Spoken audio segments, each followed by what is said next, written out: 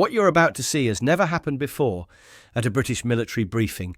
No cameras, no reporters. Just a courtyard, sealed off for classified talks between US and British defence leaders. And yet, the Vice President of the United States, JD Vance, pointed at a royal guard and gave an order that brought the entire operation to a standstill. Have him removed. He's not cleared. But the guard didn't move, didn't flinch, didn't even acknowledge the command, and within seconds, surrounded by generals, aides and security handlers, JD Vance found himself face to face with a man who hadn't said a single word. Instead, he took one step forward, just one. But that step triggered a protocol no one in that courtyard had ever seen used in person. Watch closely, because this guard's response wasn't just regulation, it was power. Before we reveal the full story, hit that subscribe button and drop a comment telling us where in the world you're watching from. Now, without further delay, let's get into it. The morning mist clung to Wellington Barracks like a memory that wouldn't fade. London had that particular grey quality of late May when the rain has stopped, but the air still tastes of damp concrete and old iron. Inside the main courtyard, the smell of brass polish hung sharp and clean. This wasn't a place built for visitors. 4 walls of practical sandstone, trimmed hedges, and perfectly raked gravel at the centre. The courtyard existed for one purpose: to contain important conversations that couldn't happen anywhere the public might overhear. That morning, it had been locked down before most of London was awake. MOD coordination teams arrived with folding chairs and classified briefing folders, setting up beneath the covered colonnade like they were arranging pieces on a chessboard. Joint defence briefing, British and American, senior level only. The kind of meeting where handshakes carried more weight than signatures, and where every word would be analysed in 3 different time zones before lunch. Only 2 royal guards were posted that day. One at the eastern gate, barely visible from the courtyard proper. The other stood beneath the stone arch on the west side, positioned not for ceremony but for something harder to define: presence. The kind that reminded everyone, even in a place like this, that some things endured longer than political appointments. The guard beneath the arch hadn't moved in 43 minutes. Corporal Matthew Kane stood with the kind of stillness that came from years of practice. Years of learning that sometimes the most powerful thing you could do was absolutely nothing at all. His scarlet tunic was pressed to razor sharpness, his bare skin casting shadows across a face that most people would glance past without seeing. But beneath that ceremonial perfection was a story that would have surprised them. At 36, Matthew Kane had learned stillness the hard way, crouched behind concrete barriers in Helmand Province, watching dust settle after IED blasts, standing beside field hospital tents at 3 in the morning, forcing his hands to stop shaking while medics worked. And later, during ceremonial training, hours of standing until your feet went numb, days of silence until quiet became a second language. His grandfather would have understood. Staff Sergeant William Kane had stood in the same uniform outside Buckingham Palace in 1971, the year the troubles in Belfast made every posting feel like active duty. There was a faded photograph tucked inside Matthew's locker, back in the barracks, black and white, showing his grandfather in the same red wool, the same unwavering stare. Different wars, same weight. That weight felt heavier this morning. Something in the air carried tension, the kind that came before difficult conversations. The American delegation was running 3 minutes behind schedule, which in diplomatic terms meant something had gone wrong somewhere. British officials checked their watches without trying to look obvious. Security personnel spoke in clipped radio bursts that carried just far enough to remind everyone that this wasn't a social call. Matthew's eyes remained fixed ahead, but his peripheral vision caught everything. The nervous energy of junior aides, the way certain officials kept glancing toward the eastern gate, the subtle positioning of security teams who were trying to look casual while covering every angle. He'd spent 2 tours learning to read rooms like this, to spot the moment when routine became something else entirely. The convoy arrived at precisely 9:31. 3 matte black SUVs rolled through the eastern gate with Secret Service precision. The rear door opened, and out stepped JD Vance. Navy suit, American flag pin, the composed expression of someone accustomed to walking into rooms where conversations stopped. He moved with the measured confidence of a man who'd spent years calculating the weight of his presence, the political mathematics of appearance and influence. Two aides flanked him, one carrying a leather briefcase that looked government-issued, the other scrolling through a tablet with the focused intensity of someone managing a schedule measured in minutes. Behind them, Secret Service agents scanned the courtyard with practiced indifference, their eyes moving in patterns that covered every corner, every shadow, every potential concern. Vance didn't pause at the threshold. His stride carried him directly toward the centre of the courtyard, where British officials waited beside a polished lectern that reflected the grey morning light. He nodded once to the general already seated in the front row, the kind of acknowledgement that said he'd done his homework on who mattered in this particular room. Then his gaze swept the space, taking inventory. Folding chairs arranged in military precision, a ceremonial British crest hanging above the MOD command station, rows of uniforms representing ranks and services that carried decades of institutional memory. Everything looked exactly as it should, except for one detail that made him pause. Under the stone archway, motionless as carved marble, stood the guard. To most observers, Matthew Kane looked like every other ceremonial soldier they'd seen in tourist photographs. Red tunic, black bearskin, rifle held at the perfect angle. But Vance had spent enough time in classified briefings to notice details that others missed. His eyes caught the subtle insignia stitched into the edge of the guard's cuff, a faded unit marking that most people wouldn't recognize. Circular design with a ghosted trident shape, barely visible beneath the wool's weave. Royal Marines Commando signals. A disbanded unit that Vance remembered from Pentagon briefings he'd rather forget. Operations still classified, still politically sensitive. He turned to his security detail, voice dropping to the register he used when he needed something handled without drama. "That guard over there, what's his clearance status?" The lead agent glanced at a printed manifest, the kind of document that listed every person authorized to be within 50 feet of the vice president. His finger traced down the columns, paused, traced again. "He's not listed on the briefing roster, sir." Vance's expression tightened almost imperceptibly. "He's not staff. He's ceremonial." "Still not listed," the agent confirmed, uncertainty creeping into his voice. Vance looked again at the insignia, at the way the guard stood, with the particular stillness that came from real military experience rather than parade ground training.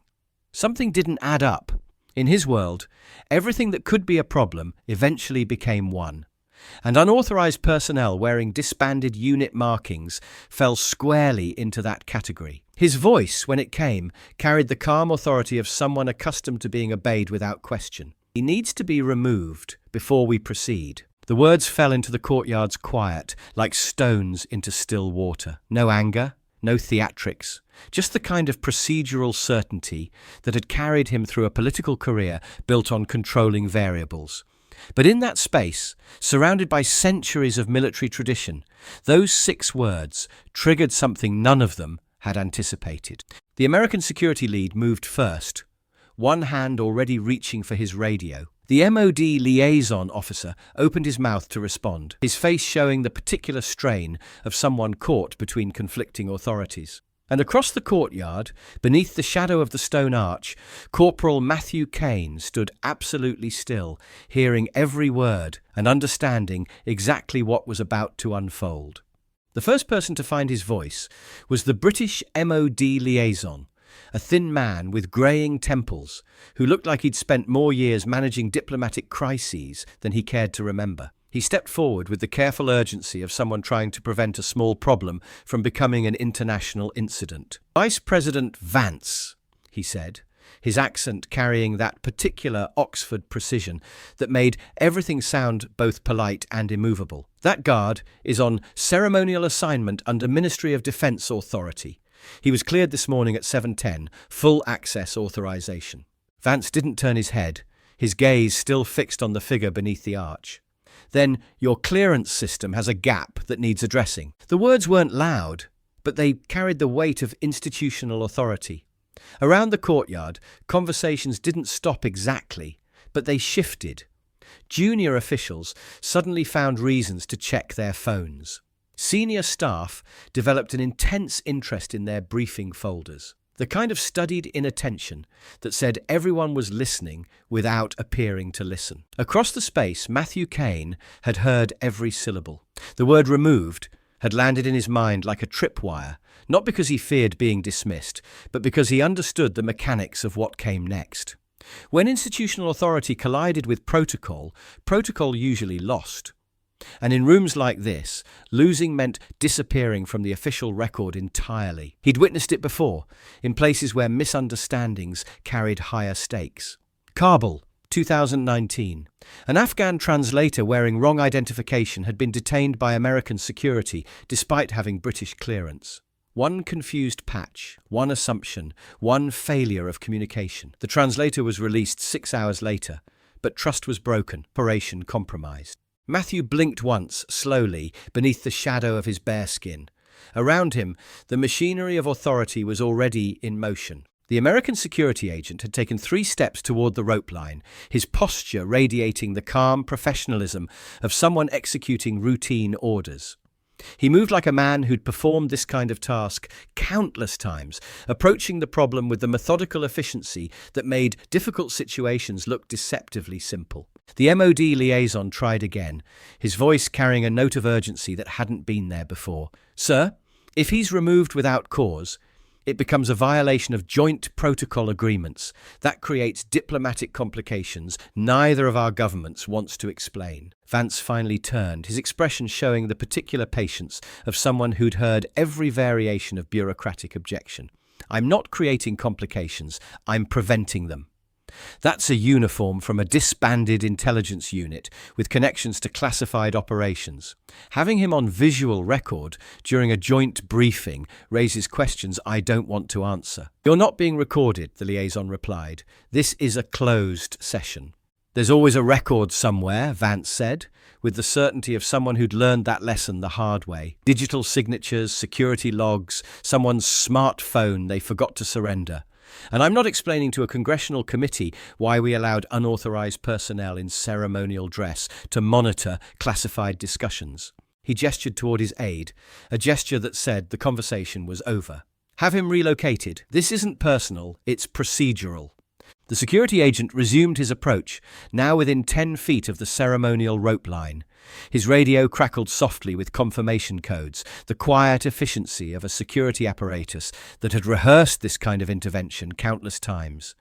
No drama, no confrontation, just the smooth application of authority over obstacles that couldn't object.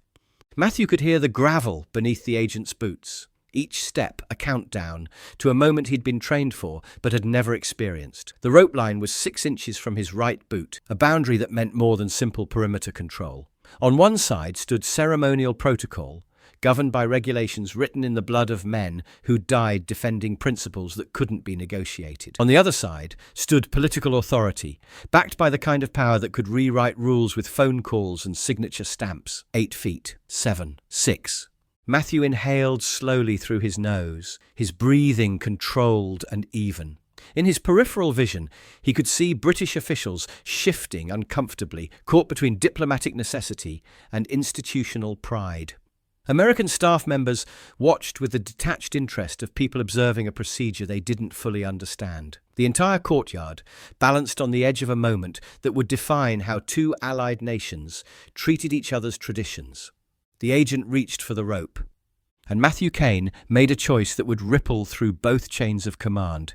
He moved 1 step, single, deliberate, measured. His left boot shifted forward and slightly to the side, carrying him from his ceremonial position into open space. Not toward the approaching agent, not away from him, just forward, into visibility, into the record. The sound of his boot striking stone cut through the courtyard like a rifle shot. Sharp, intentional, unmistakable. Every conversation stopped mid-word. Every head turned. Even the pigeons perched on the building ledges went silent, as if sensing that something fundamental had just shifted in the human drama below. JD Vance turned fully, his eyebrows lifting in surprise. The security agent froze with his fingers inches from the ceremonial rope, suddenly uncertain whether he was still following orders or walking into a trap. Around the courtyard, 40 uniformed personnel representing two nations' military establishments found themselves witnessing something none of them had seen before. A royal guard stepping out of ceremony and into history. Because that single step forward meant more than movement. In Ministry of Defence ceremonial protocol, a step forward by a posted guard represented institutional halt. No further action permitted until proper review. It was a protocol that existed in regulation manuals, but had never been witnessed in practice until now. The courtyard hung suspended in that moment, balanced between two kinds of authority that had never directly collided. Political power that moved mountains with phone calls and signatures, meeting ceremonial tradition that measured time in centuries rather than election cycles. Matthew's voice, when it came, carried the quiet confidence of someone who'd earned the right to speak. Not loud, not aggressive, just clear enough to reach every corner of the stone-walled space. "Sir," he said, his gaze remaining fixed ahead in perfect ceremonial bearing, "I am posted under restricted MOD clearance by direct ministry authorization." He wasn't looking at Vance, didn't need to. Everyone in that courtyard knew exactly who he was addressing. "I have not violated protocol," Matthew continued, his voice carrying the flat authority of someone reciting facts rather than opinions. "You are currently within 10 feet of an active Ministry of Defence perimeter." The words landed like chess moves, each one precisely placed to maximum effect, not challenging the Vice President's authority, but defining the boundaries of where that authority ended and British institutional sovereignty began. JD Vance's expression shifted, showing the particular calculation of a politician who just realised he'd walked into a situation more complex than it first appeared. He took a step closer, close enough to study the man who'd just reminded an entire courtyard that some lines couldn't be crossed with executive orders. "Vice President Vance!" The voice came from behind him, calm and unhurried, but carrying unmistakable authority. Everyone turned. From the columned archway near the inner administrative wing, a figure emerged in British military dress blues.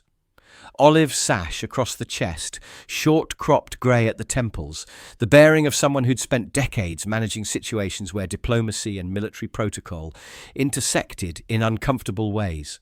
Colonel Rafiq Bennett, head of ceremonial security for MOD London region.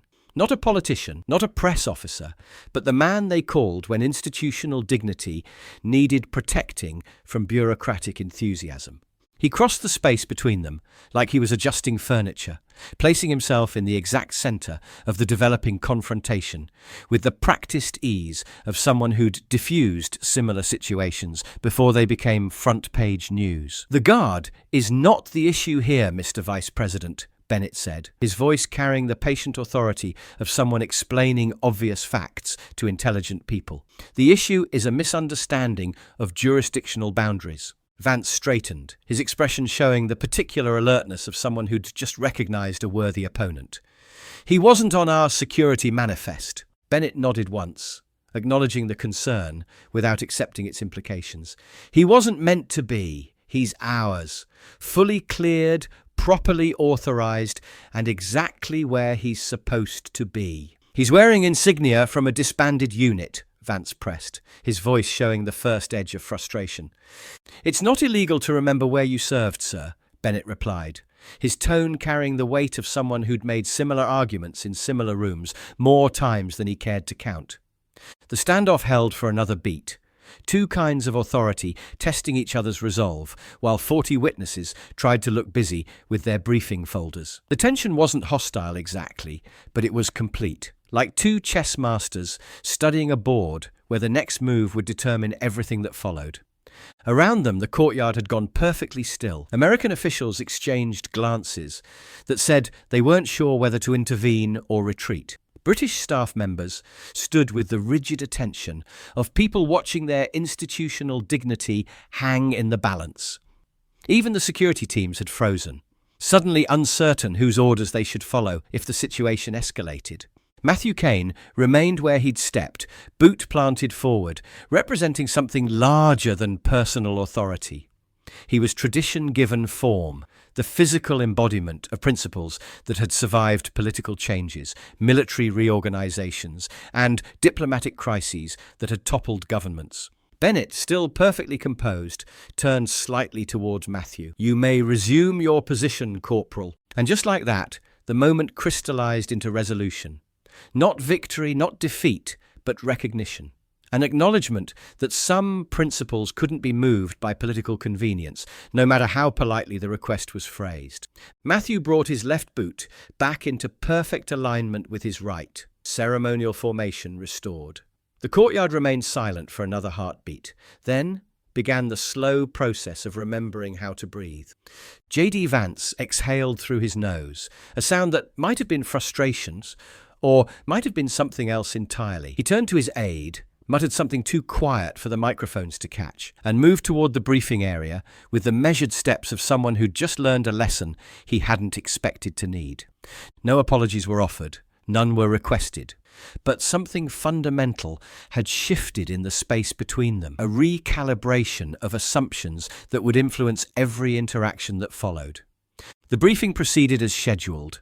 Handshakes were exchanged, documents were signed, diplomatic language was deployed with surgical precision.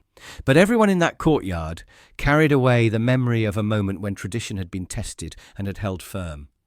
Not through aggression or confrontation, but through the simple act of standing ground when standing ground mattered. Inside the temporary command tent, conversations resumed with the careful normalcy of people pretending the last 10 minutes hadn't redefined their understanding of institutional boundaries. Vice President Vance accepted a printout of the day's agenda, his expression showing the neutral professionalism of someone who'd decided to treat the recent unpleasantness as a closed chapter. He didn't look at the document.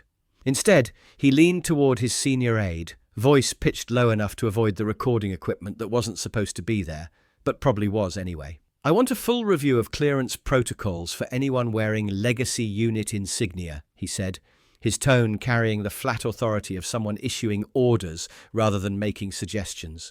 "We can't afford gaps in security oversight." The aide nodded, already reaching for his tablet to make notes that would become policy papers within the week. Across the tent, a junior British official raised an eyebrow at the exchange, but kept his observations to himself. In rooms like this, everything was heard and nothing was officially noticed. Colonel Bennett entered the tent last, carrying with him the weight of resolution rather than victory. He moved to his assigned position, near the British delegation, but paused just long enough to offer a final thought. "Or you could ask what the insignia represents, before assuming it represents a problem," he said, his voice carrying the patient tone of someone making a suggestion rather than an argument. Vance didn't respond directly, but something in his posture suggested the words had been heard and filed away for future consideration. He gestured to his aide, indicating that the morning's drama was officially over and the day's real business could begin. "Let's proceed," he said, and the machinery of international relations resumed its careful, measured operation. Outside, the courtyard had returned to its natural state of disciplined quiet. Corporal Matthew Kane stood exactly as he had before, unmoved by the commotion that had swirled around him like weather around a mountain. He'd asked for nothing, demanded nothing, proven nothing, except that some positions couldn't be abandoned simply because someone with impressive credentials found them inconvenient. The wind picked up slightly, carrying the scent of rain that would arrive before evening. Inside the tent, pens scratched across official documents, creating agreements that would influence policy in both nations for years to come. But the moment that would be remembered longest had already passed. Captured not in photographs or recordings, but in the institutional memory of everyone who'd witnessed a tradition prove its worth. By the time the final signatures were completed and the diplomatic delegations began their careful exit choreography, the only thing still anchored in the courtyard was the man who'd never really moved at all. Boots planted on ancient stones, representing continuity in a world that seemed to change with every news cycle. The fluorescent lights in the barracks locker room hummed with that particular institutional frequency that made everything feel slightly surreal. The air carried the familiar mixture of starch, brass polish, and the metallic scent of ceremonial weapons that had been cleaned more often than they'd been fired. Matthew Kane moved through his post-duty routine, with the same methodical precision he brought to everything else. Ceremonial tunic unbuttoned and folded along regulation creases. Bearskin placed carefully on its designated shelf. White gloves arranged with the kind of attention to detail that separated professional soldiers from weekend enthusiasts. 2 lockers down, a younger guardsman watched the process with the focused attention of someone still learning the difference between doing things right and doing them properly. He'd been assigned to courtyard logistics that morning, close enough to witness the confrontation, but far enough away to miss some of the subtleties. Was it worth the risk? He asked quietly, his voice carrying genuine curiosity rather than judgment. Matthew didn't answer immediately. He finished arranging his ceremonial equipment, then reached into the top compartment of his locker and retrieved a document that looked like it had been folded and unfolded countless times. Laminated paper with slightly yellowed edges, the kind of thing someone carries because they've learned that some conversations require written proof. He handed it to the younger man without comment. The guardsman unfolded it carefully, his eyes scanning the official letterhead and dense paragraphs of military bureaucracy. At the top, printed in the kind of formal language that turned simple concepts into legal poetry. Ministry of Defence, Joint Presence Doctrine, Clause 4B. Ceremonial Exception Protocol. If ceremonial duty is challenged by foreign or non-command authority during restricted access operations, the assigned guard may, upon immediate determination of necessity, execute a single forward step to initiate internal review protocol. This action is not subject to disciplinary review when performed with intent to preserve chain of command clarity and institutional sovereignty. The young guardsman read it twice, his expression shifting from confusion to understanding to something approaching awe. "You had this memorized?" "I've carried it since Helmand," Matthew replied, taking the document back and refolding it along its worn creases. "Never thought I'd need to use it." "But you knew it was there," the younger man said, the pieces falling into place in his mind. Matthew tucked the document back into its place behind his dress gloves, closing the locker with the soft metallic click of everything returning to its proper order. Some things you carry just in case the world gets more complicated than you planned for. He pulled on his civilian jacket, straightened his collar, and headed for the door. But he paused at the threshold, looking back at his colleague with the expression of someone passing along hard-earned wisdom. "I didn't break protocol today," he said quietly. "I used it." The distinction mattered more than most people would understand. In a world where following orders and doing what's right sometimes pointed in different directions, having regulations that accounted for the complexity made all the difference. 3 days later, an internal MOD memorandum appeared in classified inboxes across NATO structures. The subject line, "Ceremonial Response, Post-Interaction Analysis." The body contained a single sentence. The guard stepped forward, so the institution didn't step back. JD Vance never publicly mentioned the incident, though staff noticed he made fewer requests for ceremonial modifications during subsequent visits. At the next joint diplomatic event weeks later, 2 guards were posted at the perimeter once again. One was Corporal Matthew Kane.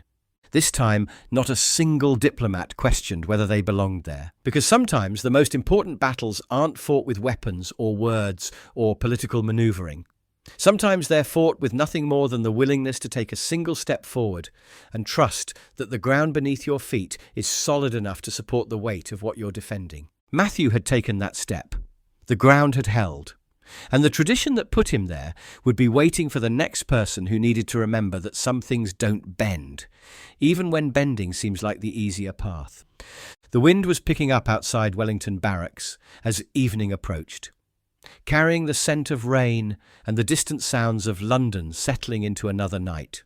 Inside the ancient stones, the day's drama had faded into the institutional memory that made such places more than just buildings. But in locker rooms and briefing halls, in classified memos and quiet conversations between allies, the story lived on, not as legend or propaganda, but as reminder that in a world increasingly willing to compromise on everything, there were still people and places and principles that remembered how to hold the line. One step forward, one moment of clarity. One man who understood that sometimes the most radical thing you can do is simply refuse to move. Here's what we want to know. If you'd been standing in that courtyard, Watching authority and tradition collide, which side would you have chosen? Do you think Matthew Cain was right to risk his career for a point of principle?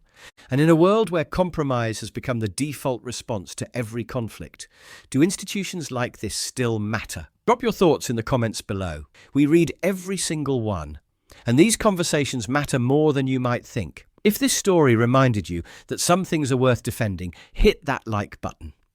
Make sure you're subscribed with notifications on, because we share stories like this every day. Moments when ordinary people decide that principles matter more than convenience. And if you know someone who thinks traditions like this are just for show, share this video with them. They might discover that what looks like ceremony from the outside is actually something much more important when viewed from within. Your next story is already appearing on your screen. Click it now, and we'll see you tomorrow with another reminder that in a world built on compromise, someone still needs to know where the lines are drawn, because the guard who steps forward today protects the ground everyone else will stand on tomorrow.